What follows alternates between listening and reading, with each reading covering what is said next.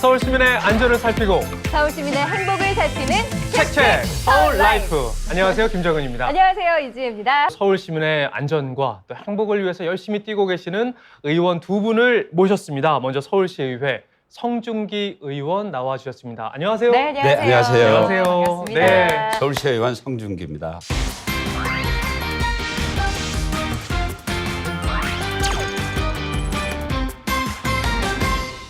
정말 많은 조례가 있잖아요. 이걸 발의하실 때 굉장히 많은 에피소드가 있으실 것 같아요. 그럼요. 네. 특별히 이건 진짜 힘들었다, 뭐 기억에 남는 거 있으실까요? 제가 아침마다 도산공원에 어른들하고 운동을 하면서 만나게 됩니다. 그리고 어떤 어르신께서 아니 어린이 보행 환경만 중요하고 이 노인들 환경은 별로 중요하지 않느냐.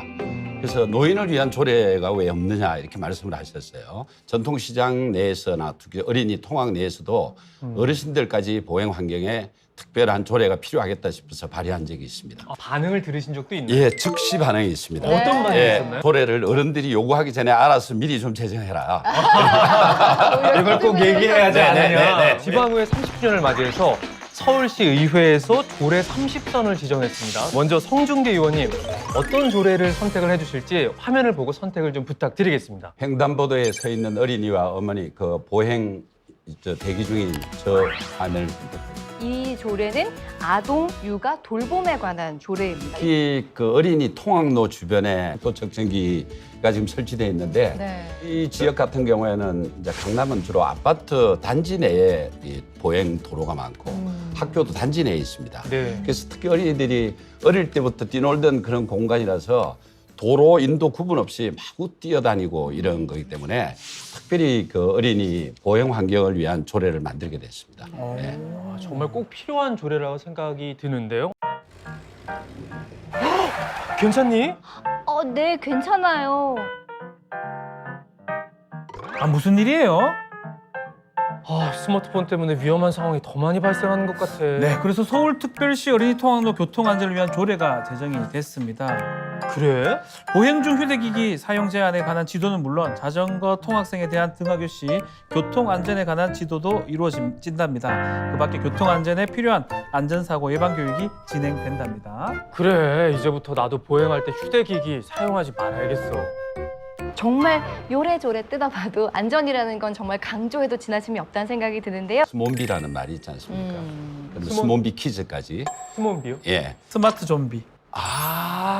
예, 어린이들이 그러니까 핸드폰을 사용하면서 무의식 중에 횡단보도를 건너가면서 차들이 아무리 조심을 하더라도 갑작스럽게 이렇게 보행로에서 튀어나오면 사고의 위험이 굉장히 많습니다. 연간 사망 사고율도 높고 특히 1년에 한 6명 정도 일이 보행 사망 사고가 생기고 진짜요? 이런 실정인데 이제 강제 조항을 이미 했어야 되는데 못 하고 있는 이유가 그 강제 조항을 함으로 인해서 불편한 상황이 또 너무 많이 생기기 때문에 조례는 그 최종 수단, 법적인 수단을 가기 전까지 서울시에서 할 수 있는 그런 단계라고 생각하시면 되겠습니다.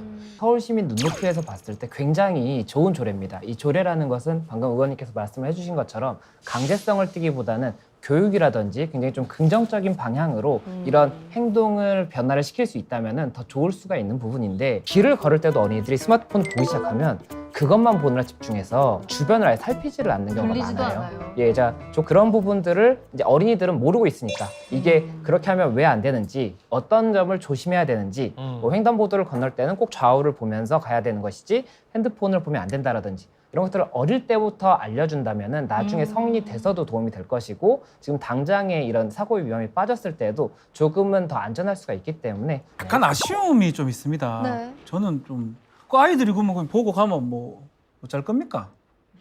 조례로는 지금 안 되게 했는데 네. 그럼 계속 그 보고 다니는 아이들한테 무슨 제재를 좀 하는 그건 그러니까 전혀 없는 제재를 것 그 같아서. 국회에서 말씀드렸지만 2017년부터 뭐 과태료를 부과한다든지 단속을 하기 위한 이미 그 법적 절차를 밟고 있지만 많은 부작용이나 이걸 보완하다 보니까 아직까지도 그게 시행이 안 완성이 되고 있지 있다는 않고요. 거죠. 궁극적으로는 아이들, 어른들 스스로 이렇게 많이 좀 보행에 신경 써야 된다는.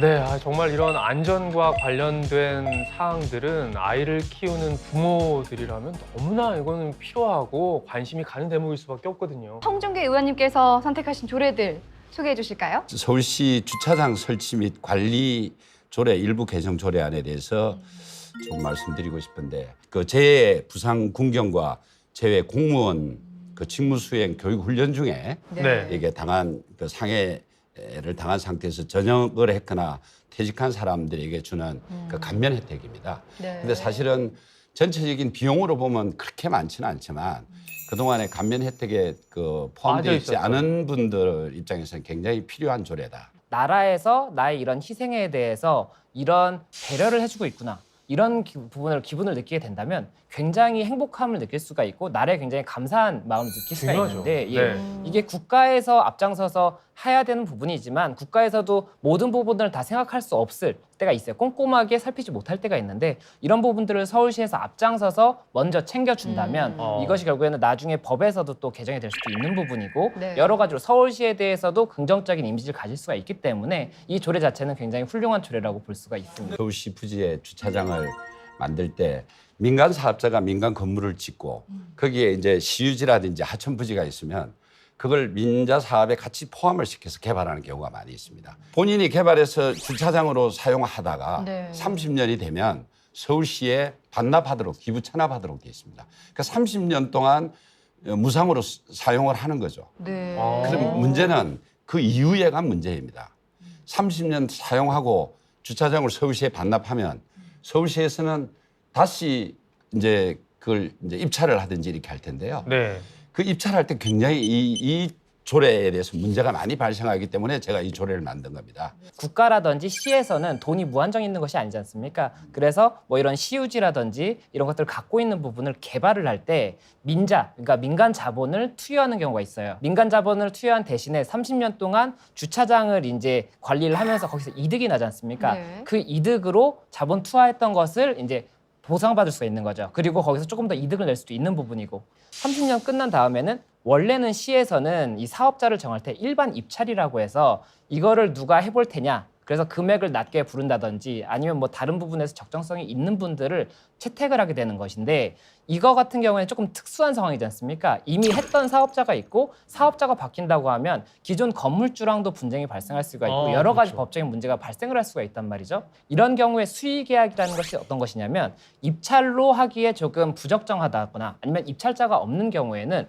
수의계약 특정 대상자를 정해서 계약을 할 수가 있는데 지금 같은 경우에는 일반 입찰만이 가능한 것처럼 되어 있기 때문에 분쟁의 소지가 있고 또 이제 민간 자본에서도 들어올 때 이런 부분들을 조금 염두에 둘 수밖에 없는 부분인데 이런 것들을 서울시에서는 조례로 개정을 함으로써 이런 부분 문제라든지 조금 더 적극적인 이런 도입할 수 있도록 그렇게 이제 바꾸셨다는 내용인데 뭐 알듯 말 저도 알듯 말듯한데요. 그러니까 송중기 의원님이 이 서울시 주차장을 현미경 들여다보듯이 정말 주차장 꼼꼼하게 하나하나 다 관리를 보시는데 하시네요. 서울특별시 지명위원회 조례 일부 개정 조례안입니다. 보통 위원 선임이 되면은 2년을 보장받고 연임을 할 수 있게 돼 있는데 일부 위원회에서는 그 연임 제한이 없기 때문에 10년, 15년 이렇게 하는 부분도 있습니다. 그래서 어떤 특수관계에 의해서 어떤 분은 굉장히 피해를 보고 있고 고유 업무를 벗어난 이런 그 지명위원회가 많기 때문에 저는 연임 이상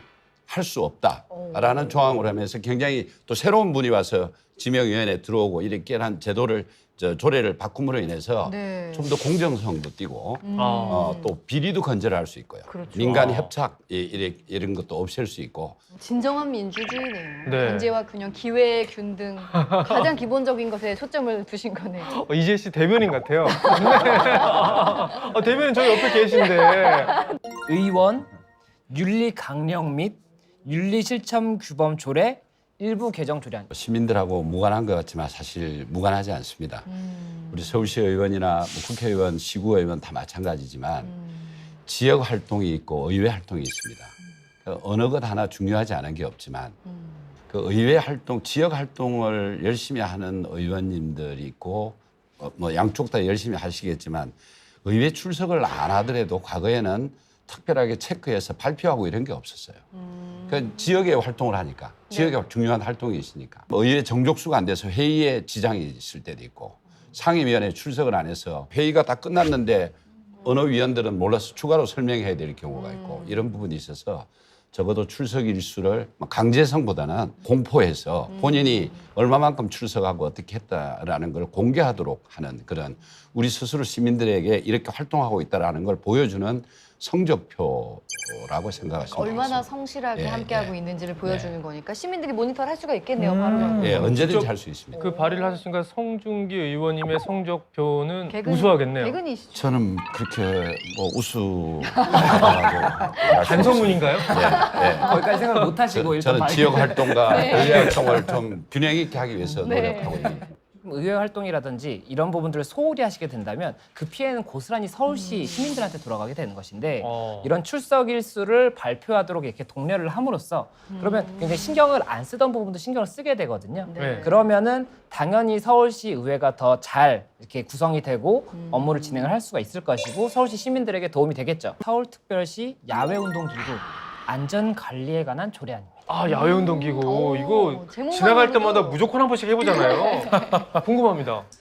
야외 운동 기구라고 하면 공원 안에 또 뭐 저 운동 시설 안에 들어가 있는 기구는 뭐 관리가 소홀하고 좋지만 네. 시민들이 어디에서든지 그 흩어져서 운동할 수 있도록 그런 걸 제공하고 있기 때문에 궁극적으로 그 유지 관리를 관에서 주도하기가 참 어렵습니다. 그러니까 큰 공원 같은 것도 대부분 유지 관리할 때 민간 위탁을 줘서 관리를 하고 있는데 특히 이렇게 떨어져 있는 개별 그 운동기구나 이런 걸 그 관리 유지 관리하기가 참 어렵습니다. 뭐 비를 맞는다든지 뭐 이런 그게 안 되기 때문에 민간 위탁자한테 민간 위탁을 줘서 자기 물건처럼 관리할 수 있도록 하는 제도적인 개선이 필요하다. 이래서 민간 위탁을 줄 수 있도록 하는 조례입니다. 그럼 그 비용은 민간에서 예, 민간에서 유지 관리하는 용역 비용을 얼마를 받고 관리하는 거죠. 그거는 뭐 좋은 것 같아요. 어떻게 생각하세요? 네, 네, 많이 별로 관심 좋습니다. 없으시죠? 운동 많이 안 하시는 제가 거. 이게 또 설명을 제가 또 요즘 운동은 홈트지. 뭐 밖에서 왜 야외에서 운동을 마스크 쓰고 불편한데 뭐 약간 이런 느낌이신 것 같아요. 이게 직접적으로 이제 좀 왜 이게 중요하지 이렇게 생각하실 수가 있는데 결국에 이 기구들이 있는 것이 중요한 이유가 운동을 하러 가시기 어려운 분들도 시민들 중에 계시지 않습니까? 그렇죠. 따로 뭐 헬스장을 간다든지 이렇게 하실 수 없는 분들은 무료로 개방되어 있는 이런 시설들이 있는 것 자체가 굉장히 도움이 필요하죠. 되고 그럼요. 그런데 지금 의원께서 말씀하셨던 것처럼 비도 맞고 바람도 맞고 또 녹슬어 있습니다. 누구나 다 하다 보니까는 노후화도 되고 고장도 많이 나거든요. 근데 이거를 지금 민간 기관에서 하지 않는다면 시에서는 이 재정도 한정돼 있고 사람도 한정돼 있지 않습니까? 넓게 퍼져 있는 거를 사실은 형식적으로밖에 볼 수가 없어요. 그냥 잘 있나 보다인데 이거를 민간 기관에다가 맡긴다면 비용을 지급을 하는 대신에 꼼꼼하게 할 수가 있고 이게 어떻게 꼼꼼하게 받는지를 시에서 확인을 하는 게 오히려 비용도 덜 들 수가 있어요. 그 입찰 과정도 좀 꼼꼼하게 따져서 그렇죠. 잘 할 수 있는 민간 업체에다 위탁하면 굉장히 좋은 방법이 될 수 있을 것 그렇죠. 같은데. 그리고 입찰이 된 후에도 시에서 꼼꼼하게 잘하고 있는지 비용을 과다 청구하는 것은 아닌지 네. 이런 부분까지도 더 들여보는 건 이제 나중에 개정이 계속 돼야겠죠. 그렇지만 어쨌든 시작이 됐다는 게 어떤 일에 관심 많이 쏟고 계신가요? 모든 민원은 알파와 오메가가 있다. 시작과 끝을 분명히 하겠다는 게 저의 정체량입니다. 저는 이 청담역 미세먼지 프리존 공간이 단순히 역을 이용하는 사람의 이동 수단에 불과한 그런 공간보다는 이렇게 긴 거리를 통행하면서 그냥 이 통행에 그치기보다는 이 속에서 문화가 살아 숨쉬고 때로는 계절에 따라서 버스킹 공연도 하고 또 젊은 미술가들이 그림을 그리는 장면도 연출하고 하면서 문화가 살아 숨쉬는 공간을 이렇게 만들고 시민들이 좀 더 머물고 싶은 그런 공간으로 만들고 싶은 게 제 생각입니다.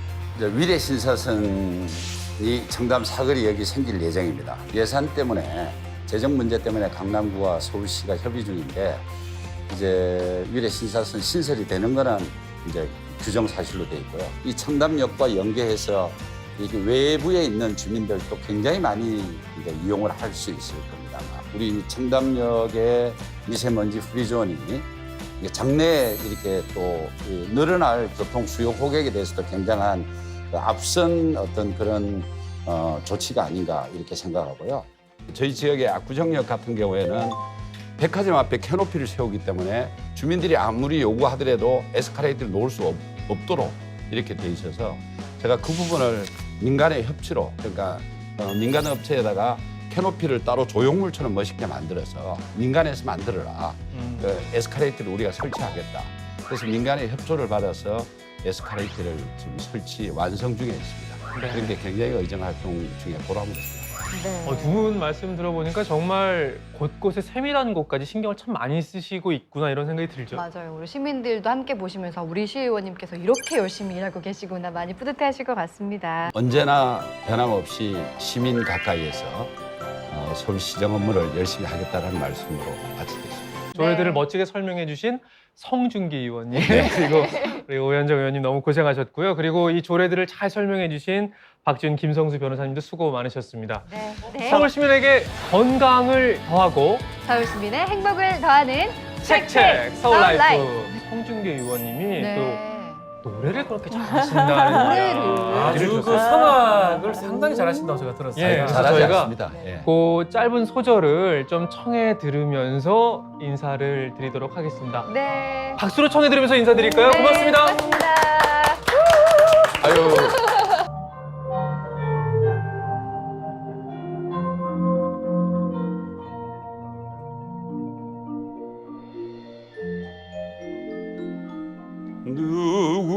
누구의 주제런가 맑고 고운 산